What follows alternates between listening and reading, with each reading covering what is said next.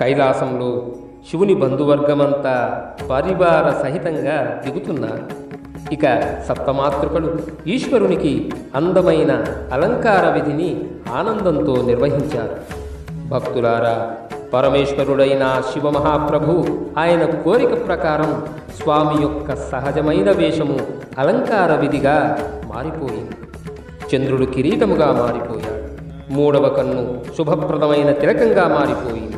2 పాములు అనేక రత్నాలతో పొదిగిన చెవి ఆభరణాలుగా రూపుధరించాయి. విభూతి గంధలేపనమయ్యింది. గజచర్మం దివ్యమైన పట్టు పీతాంబరమయ్యింది. మహదేవుడు వర్ణింపనలవి కాని సుందర రూపాన్ని పొందాడు. అప్పుడు నారాయణుడు మహదేవునికి దగ్గరగా వచ్చి, ఓ మహాదేవ, వివాహ కర్మను లోకానుసారంగా పూర్తి చెయ్యండి అన్నాడు. పితామహుడు బ్రాహ్మత్వాన్ని వహించగా వేదోక్త విధానంగా పవిత్ర వివాహ కర్మకు మంగళాన్ని కలిగించే రక్షాబంధన కార్యక్రమాన్ని పరమేశ్వరునిచే అనుష్ఠింపచేశారు. ఋషులు, బ్రాహ్మణులు, దేవతలు ముందు నడవగా కైలాసం నుండి బయలుదేరాడు పెండ్లి కొడుకైన శంకరుడు.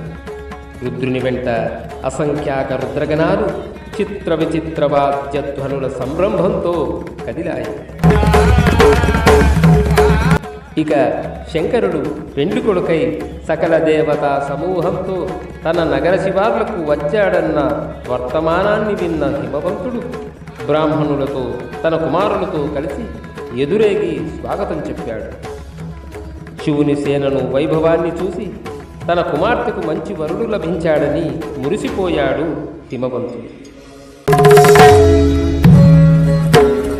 పరివార సహితంగా హిమవంతుడు తన మందిరానికి శంకరుణ్ణి ఆహ్వానించగా పెండ్లి నడకలు సాగించి సింహద్వారం దగ్గర ఆగగా అక్కడ మేనక తన పరిచారికలతో మంగళహారతులు ఇవ్వడానికి సిద్ధంగా ఉంది. వారంతా పెండ్లి కొడుకైన శంకరునికి కర్పూర నీరాజనమిచ్చి కీడు తీశారు.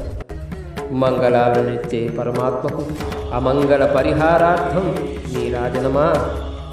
స్త్రీల వేడుకకు శంకరుడు ముచ్చటపడ్డాడు.